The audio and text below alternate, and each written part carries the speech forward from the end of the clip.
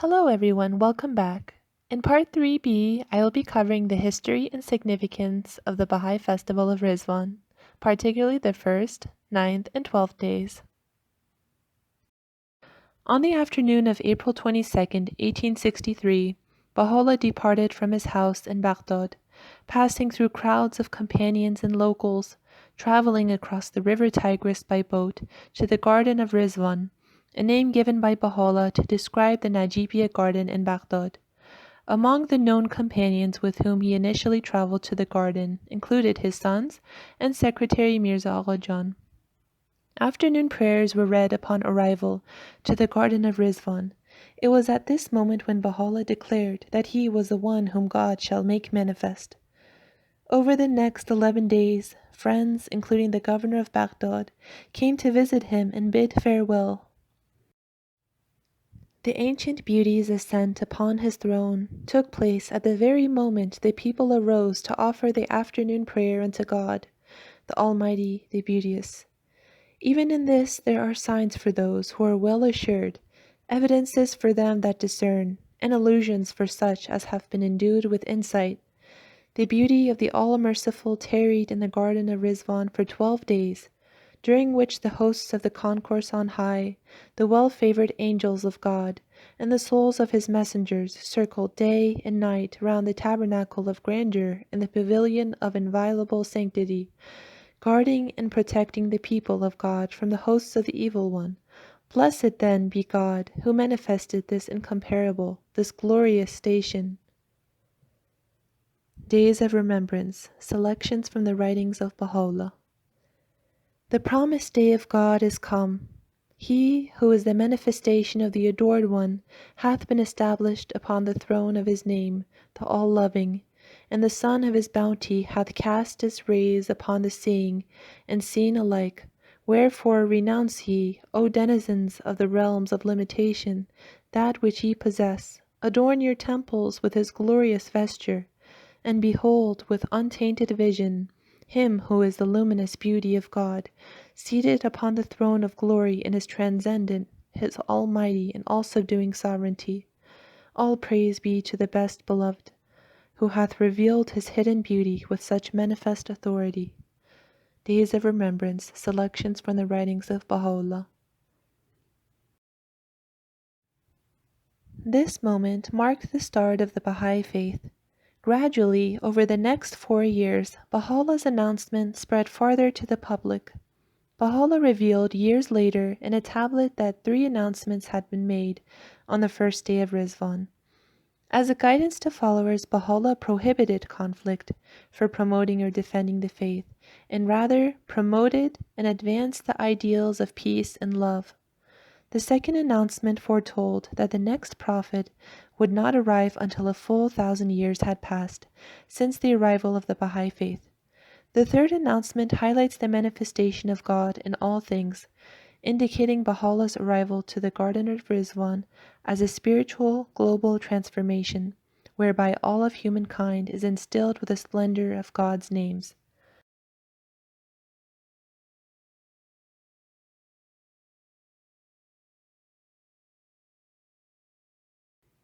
In gleanings from the writings of Baha'u'llah, Baha'u'llah guides humanity to act with a spirit of love and harmony, writing, "Beautify your tongues, O people, with truthfulness, and adorn your souls with the ornament of honesty.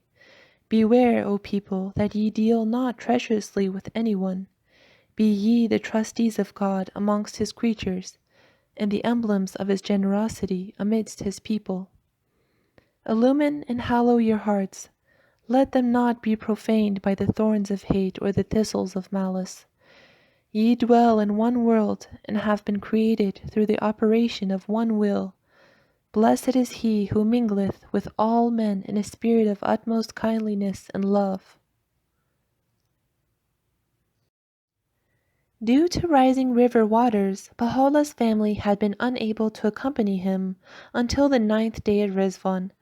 Regarding the steady arrival of visitors, Nabil Azam, a prominent Baha'i historian and one of the 19 apostles of Baha'u'llah, notes Baha'u'llah's observations as he was walking past the visitors' tents.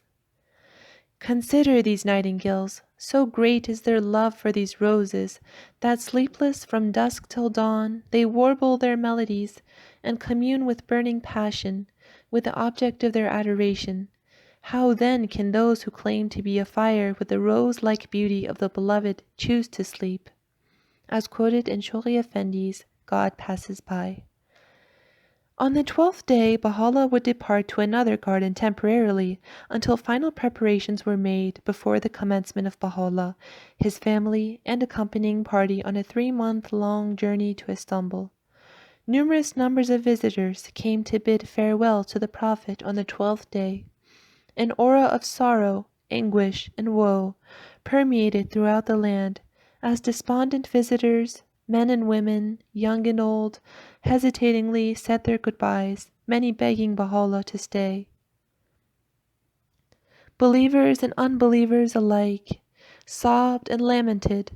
The chiefs and notables who had congregated were struck with wonder. Emotions were stirred to such depths as no tongue can describe, nor could any observer escape their contagion. As quoted in Shoghi Effendi's God Passes By. And when he reached the courtyard of the house, the concourse of the realms of holiness prostrated themselves at his feet, and the foundations of the house trembled in their separation from God, the all-powerful, the almighty, the most exalted. The inhabitants of every city cried out, and the hearts of them that circle round God were sorely shaken. How grievous that separation, which caused the very pillars of the world to crumble. He then wept within himself with such a weeping that the dwellers of earth and heaven, and those suspended in the air before him, and those circling round the countenance of grandeur, wept with him. And he spoke unto them, saying, Know ye that in such a departure, on the very day of our appearance, there are signs and tokens for them that understand. Haply, by reason of our departure on this most sublime and wondrous day, the peoples of earth and heaven may emerge from behind the veils of self and passion, draw nigh unto God, the most exalted, the all-glorious, and become detached from whatsoever he hath created or ordained in this world. And when the appointed time of tarrying was fulfilled, and the decree of departure was received, the beauty of the All-Merciful arose, and went out from the Rizvan garden, riding upon the finest stallion. Blessed then be the All-Glorious, who appeared in the world of creation with a sovereignty that transcended the heavens and the earth. Days of Remembrance, selections from the writings of Baha'u'llah. Many tablets and writings are linked to the holy day of Rizvan, including the Loh-e Ayub, the tablet of Job, tablet of Rizvan, Hur-e-Ujab, the wondrous maiden, an allegorical tablet, the Rizvan tablet, the divine springtime is come, the tablet when the gladness of God seized all else, along with additional tablets, talks, and prayers by Baha'u'llah and Abdul'Baha, and Rizvan messages by Shoghi Effendi and the Universal House of Justice. Baha'is reflect on the holy words and scriptures during the Rizvan festival in order to ponder upon the importance of the lasting relevance and application to the Baha'i community. Now I will be reading some additional holy writings pertaining to the Rizvan holy day. The divine springtime is come, O most exalted pen, for the festival of the All-Merciful is fast approaching. Bestir thyself and magnify before the entire creation the name of God, and celebrate his praise in such wise that all created things may be regenerated and made new. Speak and hold not thy peace.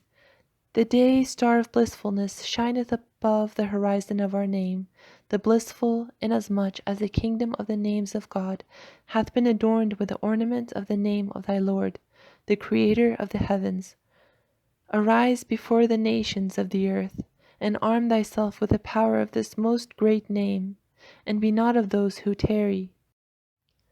This is the day whereon every sweet-smelling thing hath derived its fragrance from the smell of my garment, a garment that hath shed its perfume upon the whole of creation.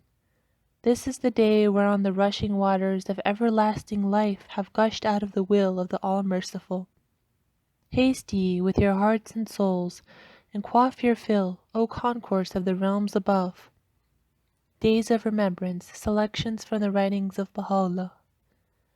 I will leave you all now with a wonderful performance by Dan Seals of the Seals and Crofts Band and the Baha'i World Congress Choir and Orchestra, featuring the song Garden of Ridvan, performed at the 1992 Baha'i World Congress in New York City.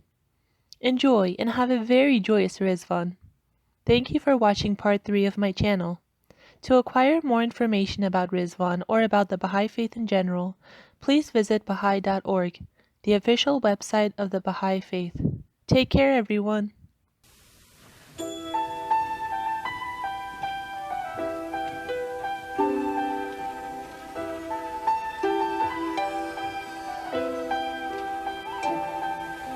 Gathered now at the mystic hour in the Garden of Rizvan, circling around his blessed tent in the Garden of Rizvan, and the nightingales sing, and the souls are on fire, as the crimson-colored ark sets sail in the presence of the best beloved of the world, in the Garden of Rizvan.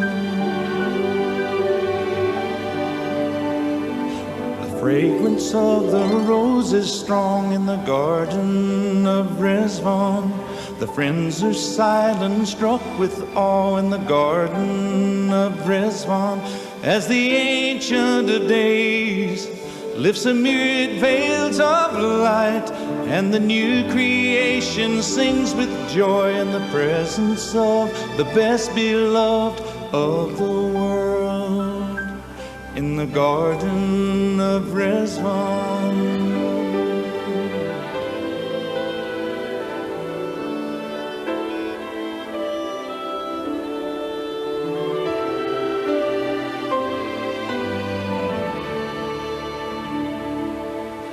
Lord of names ascends his throne in the 12 days of Rizvan. Approach him now and quaff your fill in the Garden of Rizvan. Everlasting life from the hands of his grace, bestowed upon all humankind in the presence of the best beloved of the world, in the Garden